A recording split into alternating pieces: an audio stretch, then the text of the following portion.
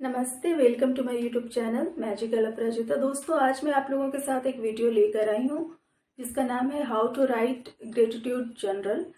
तो gratitude journal जो होता है वो आप मार्केट से, ज़रूरी नहीं है कि आप मार्केट से ही कोई ग्रेटिट्यूड जर्नल लीजिए या फिर किसी के द्वारा लीजिए। आप किसी भी सिंपल से कॉपी में इसे बना सकती हैं, इसे लिख सकती हैं, इसकी शुरुआत कर सकती हैं, या फिर आप कोई अच्छी सी डायरी लेकर भी इसकी शुरुआत कर सकती हैं। ठीक है, मीन्स आपको जैसी सुविधा हो आप उस तरह से ग्रेटिट्यूड जर्नल की शुरुआत कर सकती हैं। तो सबसे पहली बात मैं यहाँ पर बतला दूँ कि ग्रेटिट्यूड जर्नल आखिर होता क्या है। तो जो हमारे पास है उसके लिए ईश्वर के प्रति हमें कृतज्ञ होना ही ग्रेटिट्यूड कहलाता है। तो इसे आप बोल भी सकती हैं, लेकिन बोलने से ज़्यादा अच्छा काम करता है लिखना। लिखने से ये होता है कि हमारी जो फिजिकल एनर्जी है वो हमारे साथ साथ काम करती है। फिजिकल एनर्जी काम करती है, हम लिखते हैं और वो चीज़ हमारे माइंड में भी रहता है, उसके बारे में हम सोचते हैं तभी हम लिखते हैं। तो उतना देर हमारा ध्यान कहाँ कॉन्सेंट्रेट रहता है, जो हम लिख रहे हैं उसके ऊपर।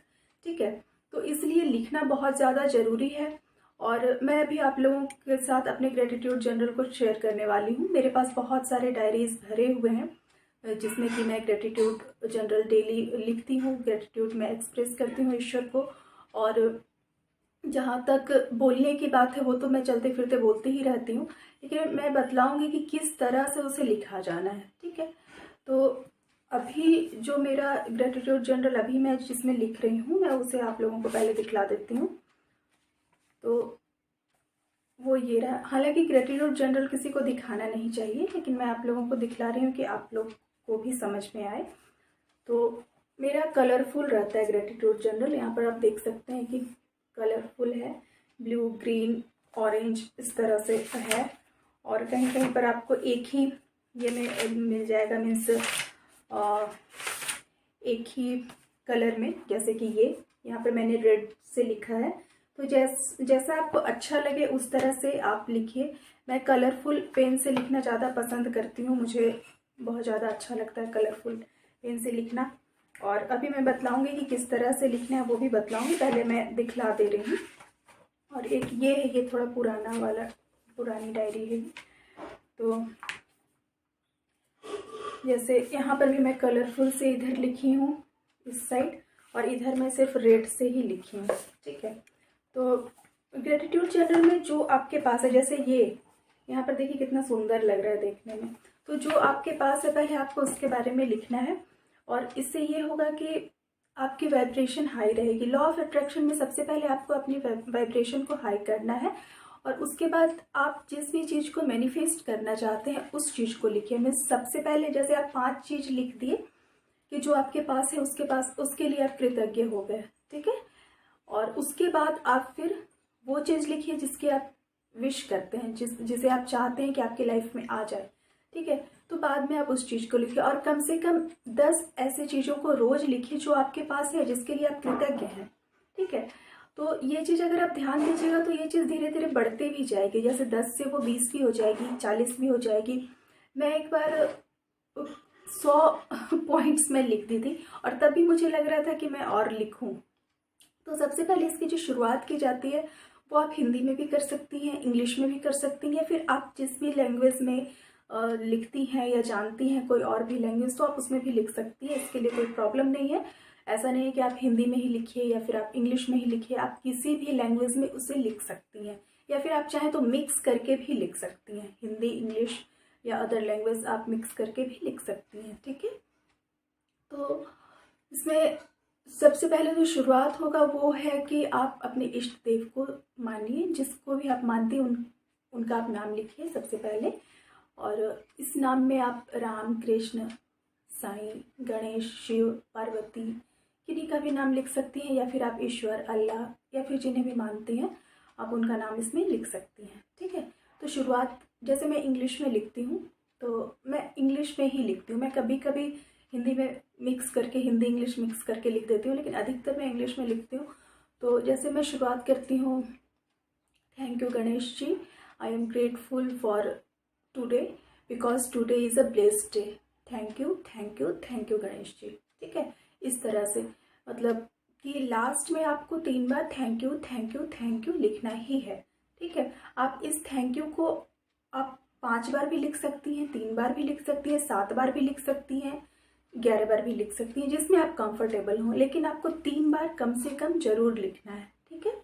और आप चाहें तो थैंक यू की शुरुआत 3 बार थैंक यू की शुरुआत आप स्टार्टिंग में भी कर सकती हैं। मैं 1 बार थैंक यू की शुरुआत करती हूँ स्टार्टिंग सेंटेंस में, और उसके बाद फिर लास्ट में मैं thank you thank you thank you 3 बार लिखती हूँ। ठीक है। तो आप चाहें तो मैं जैसे 2 लाइन का लिखती हूँ, 2 से 3 लाइन। ठीक है, डेली। मतलब एक जो मेरा ग्रेटिट्यूड होता है एक चीज़ के लिए, वो मेरा कम से कम 3 लाइन का होता है। ठीक है। तो उस चीज़ को आप 1 लाइन का भी लिख सकती हैं, जैसे कि थैंक यू भगवान जी, I am grateful for my beautiful eyes. तो इस तरह भी आप लिख सकती हैं। या फिर आप अगर 3 बार उसमें थैंक यू एक्सप्रेस कीजिएगा, 3 बार अगर लिखिएगा थैंक यू, तो वो बहुत ज़्यादा अच्छा रहेगा। इसलिए मैं बतला रही हूँ कि थैंक यू का यूज़ जरूर करना चाहिए ग्रेटिट्यूड में। तो 3 बार जरूर लिखिए लास्ट में। लेकिन अगर मान लीजिए आपके पास टाइम नहीं है, आपको लग रहा है कि मेरे पास तो समय नहीं है, मैं इतना बार कैसे लिखूं, तो आप कम से कम 1 बार लिखिए, लेकिन 3 बार अगर लिखिएगा तो बहुत अच्छा होगा। अगर आपके पास टाइम है ज़्यादा, आप 5 बार, 7 बार, 9 बार, 11 बार भी लिख सकती हैं।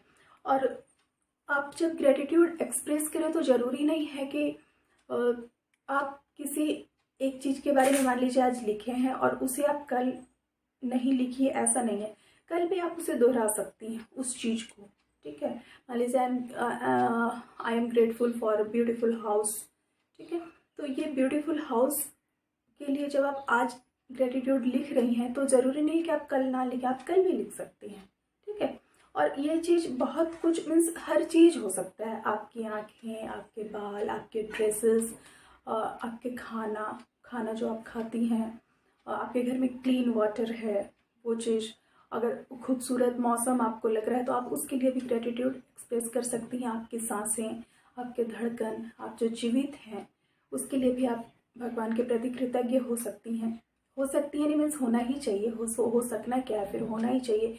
क्योंकि बहुत बार ऐसा देखा जाता है कि बहुत लोग रात में सोते हैं और सुबह भगवान के पास चले जाते हैं। तो अगर आप सुबह उठ रही हैं, जाग रही हैं, आपके फैमिली के हर मेंबर खुश हैं, सुबह जाग रहे हैं, तो आप सबके स्वास्थ्य के लिए भी ग्रेटिट्यूड एक्सप्रेस कर सकती हैं। तो मैं यहाँ पर अपने पेन्स भी लेकर बैठी हूँ, कि मैं कौन कौन सा कलर यूज़ करती हूँ। तो मैं ब्लैक नहीं यूज़ करती हूँ। ब्लैक कलर को छोड़कर, पहले मैं ब्लैक यूज़ करती थी, बट फिर मुझे जब पता चला कि ब्लैक नहीं यूज़ करना चाहिए तो मैं ब्लैक यूज़ करना छोड़ दी हूँ। तो यहाँ पर अभी मैं 6 पेन्स लेकर बैठी हूँ। तो सबसे पहले ये रेड है, जिसका यूज़ बहुत होता है, ये यहाँ पर देखिए ख़त्म भी हो रहा है, सबसे ज़्यादा इसी का यूज़ होता है। उसके बाद ये है ब्लू कलर, ये है पिंक कलर, ये है वॉयलेट कलर, ये है ग्रीन, ठीक है, और ये है ऑरेंज कलर। ठीक है।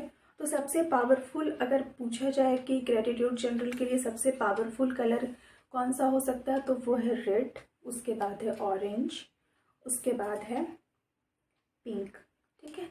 तो अगर आप इन तीनों कलर में से किसी एक कलर को भी सेलेक्ट करके ग्रेटिट्यूड एक्सप्रेस करती हैं तो उसका रिजल्ट आपको खुद समझ में आएगा।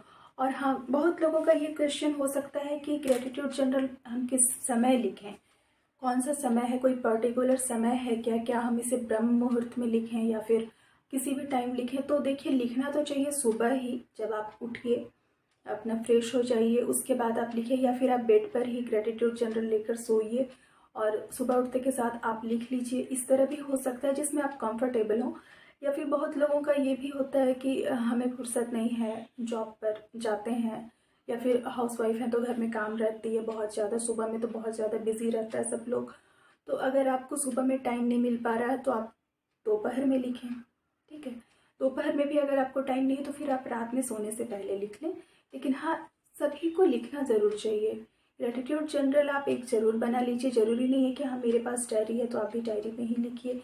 लेकिन हाँ, अगर आपके पास डायरी उपलब्ध है तो आप डायरी में लिखिए, मोटी सी डायरी आप ले लीजिए, उसमें आप लिखिए, ज़्यादा दिन तक चलेगा भी। और अगर ऐसा नहीं है तो फिर आप कॉपी में भी लिख सकती हैं, कॉपी में भी लिखिए। आप अगर बाहर कहीं जा रही हैं तो आप पेपर में भी लिख सकती हैं। लेकिन हाँ, ये चीज़ आप डेली कीजिए, डेली करना बहुत ज़रूरी है। और ईश्वर के प्रति हमेशा कृतज्ञ रहिए, हर चीज़ के लिए कृतज्ञ रहिए, क्योंकि ईश्वर ने हमें जो कुछ दिया है आज, हो सकता है कि वो दूसरे के लिए वो चीज़ विश हो। ठीक है, हो सकता है कि हमारे पास ये टी शर्ट अभी है, तो हो सकता है इसे किसी ने देखकर छोड़ दिया होगा, किसी के लिए ये विश हो गया और हमारे पास ये पहुंची है, तो ये हमारे लिए बहुत बड़ी बात है। मैं छोटी से छोटी चीज़ों के लिए हमेशा कृतज्ञ रहती हूँ। मेरे पास अगर ये 6 कलर्स के पेन हैं तो ये भी मेरे लिए बहुत बड़ी बात है, क्योंकि मेरे पास 6 कलर्स के पेन हैं। हो सकता है कि बहुतों को वो 6 कलर का पेन लेने का मन होगा, उनके पास नहीं है, तो ये चीज़ सोच के आप सोचिए कि आपके पास है अगर ये चीज़, तो भगवान के प्रति हमेशा कृतज्ञ रहिए। और इस पेन को खरीदने में जो पैसे लगे हैं उस पैसों के प्रति कृतज्ञ रहिए, मीन्स हर चीज़ के प्रति कृतज्ञ रहिए। इससे ये होगा कि आपके पास भगवान और भी वैसे चीज़ों को देंगे जिसके लिए आप हमेशा कृतज्ञ होते रहिए, हमेशा आप थैंक यू बोलते रहिए। ठीक है, तो आपकी लाइफ में हमेशा अच्छी अच्छी चीज़ें होंगी और हमेशा पॉजिटिव सोचिए, पॉजिटिव चीज़ें होंगी। और ये भी आप कृतज्ञता व्यक्त कर सकती हैं कि थैंक यू भगवान जी, I am grateful for me because I am a positive person, thank you भगवान जी। इस तरह भी आप लिख सकती हैं। और किस तरह से क्या क्या लिखना है, किस किस चीज़ के लिए, मैं इस पर भी एक एक करके वीडियो ज़रूर बनाऊंगी। तो उम्मीद है कि आज आप लोगों को ये वाला वीडियो अच्छा लगा होगा। वीडियो अगर आपको अच्छा लगा है तो प्लीज़ आप एक लाइक कर दीजिएगा, और चैनल पर अगर आज आप नए आए हैं तो चैनल को कर दीजिएगा सब्सक्राइब, बेल आइकॉन को ज़रूर हिट कीजिएगा। अभी आप लोगों ने अपना कीमती समय देकर इस वीडियो को देखा, इसके लिए थैंक यू।